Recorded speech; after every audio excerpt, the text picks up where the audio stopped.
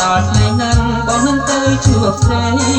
សូមអូនកុំខឹងបងអីបងនឹងទៅជួបស្រីតាមពីសន្យាមិនយូរទេស្រស់ល្អនំពុកម៉ែបងចូលស្ដីនាងមេឆ្នាំក្រោយនៅចិត្តនាងទេបងនឹងឆ្នាំដល់ខែនាងស្នេហ៍រាល់ថ្ងៃព្រះស្មីនៃក្តីជីវិតយើងបានស្គាល់ពិតនៅលើលោកីវិញហើយតាមសួរពីលៃដែលបងហើយនឹងស្រីរួមក្តីស្នេហ៍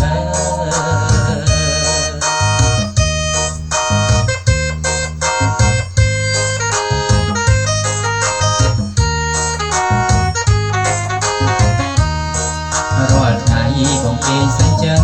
ចាំដល់ថ្ងៃហ្នឹងបងនឹងទៅជួបស្រីសូមអូនកុំខឹងបងអីបងនឹងទៅជួបស្រីតាមជាសន្យាមិនយូរទេស្រស់ល្អនំពុកម៉ែបងចូលស្ដីនាងមេឆ្នាំក្រោយនៅចិត្តនាងទេបងនឹងខាងក្នុងខែនាងស្នេហ៍រាល់ថ្ងៃព្រះស្មីនៃក្តីជីវិតយើងបានស្គាល់ពិតនៅលើលោកីវិញហើយតាមសួរពីលៃដែលបងហើយនឹងស្រីរួមក្តីស្នេហ៍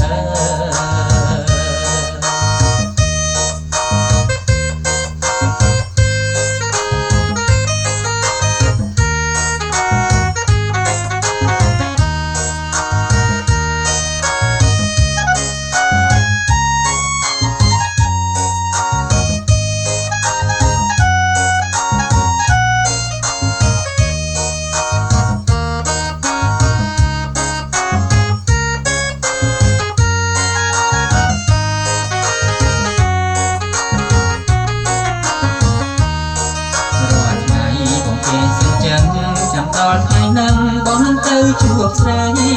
សូមអូនកុំខឹងបងអីបងនឹងទៅជួបស្រីតាមជាសន្យាមិនយូរទេស្រស់ល្អនំពុកម៉ែបងចូលស្ដីនាងមេឆ្នាំក្រោយនៅចិត្តនាងទេបងនឹងខាងក្នុងខែនាងស្នេហ៍រាល់ថ្ងៃ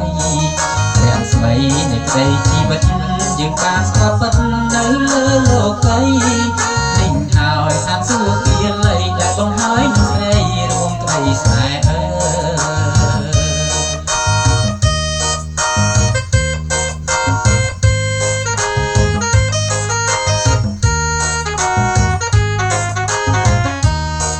មិនយូរទេស្រស់